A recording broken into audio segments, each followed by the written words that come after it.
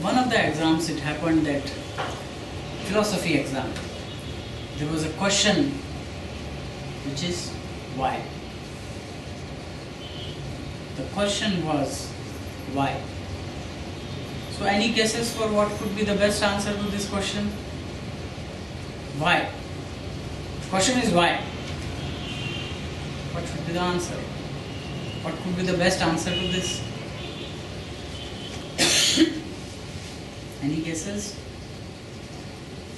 Anybody wants to answer the question why? Happiness, peace. Yeah. The question is why. So answer is happiness. Peace. If you are asked question only why, that's the question for qualifying the philosophy students. There was only one question, which was why, word why and question mark. That's how it is. That's how it is. Any guesses? So the person who secured highest marks in this exam, he just answered, why not?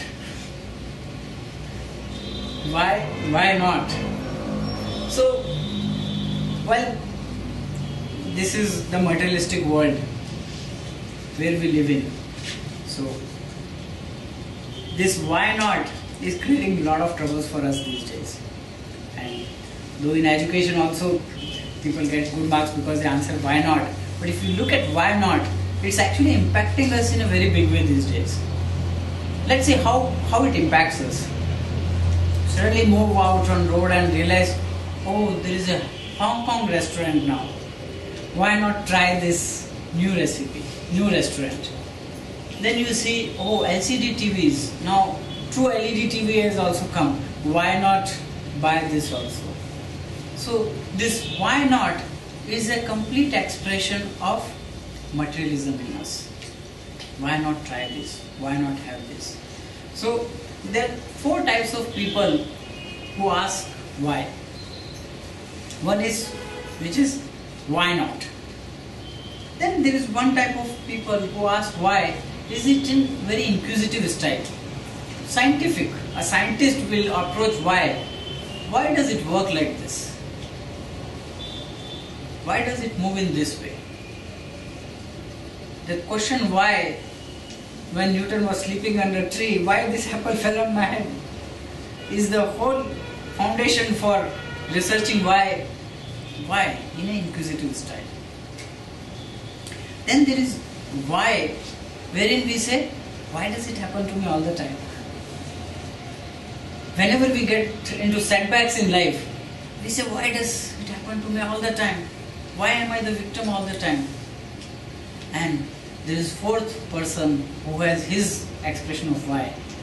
He says, why unnecessary to bother? This life is a temporary state of affairs. Chaturvidha bhajante mam jana sakritonarjuna artha jigya surartharti jnani cha vartarshana. There are 4 types of people who even worship God. People who want their materialistic aspirations to be fulfilled, they pray God, they go to temples. There are people who are very curious whether this God exists or not. So there is entire inquisitive style, which jigyasu. Then there is person who is suffering so much. God, please take away all my pains. I am really suffering. Trying different approaches, different things in life to remove all the problems in life. That is art. And 4th is Jnani, who is at a level where he thinks that all these problems in my life are temporary. Neither rainbows nor storms will last forever. All of it is very temporary state of affairs, and what matters is how do I stay stable during all the extremes. Shaknoti heva yasodum prak sharir vimokshana kam krodod bhava vega sa yukta sa sukhinara. In this very life, while I am in this my bodily form, if I can withstand the pressure of desires and anger, the intensity with which desires and anger hit me, if I can bear that in this very life, then I do not have any other bigger achievement to pursue. Going to moon is nothing compared to this achievement, which is I am able to withstand any situation which might try to make me angry. I am able to withstand any situation which might incite some desires in me. There is a very beautiful story about how one can turn desires away. So there is a story about a saint who was moving around it's an old story, was moving around in a village, and suddenly he found himself around a place where the king's daughter's swayamvar was going on. So the king was finding a suitable match for the princess, and by chance the saint happened to be there, and the moment princess saw the saint, he forgot about anything. He said, "This is what I want in life." She went ahead and garlanded the saint. He says, "What is this foolishness? I am a saint." Then king said, "Now you can't do anything about it. Princess has chosen you as the husband. Well, I don't care about anything." And king said, "Look, I am the king of this kingdom. After you marry my daughter, half of the kingdom is yours." He said, "Sorry, sir." He said, "Sorry, sir, I am not interested in your kingdom.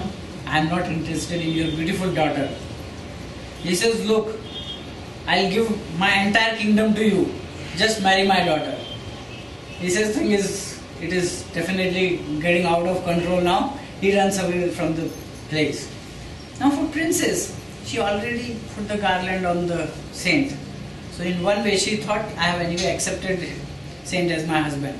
So she ran behind the saint. So since princess ran, the security which was allocated for keeping the princess safe, they also ran behind her.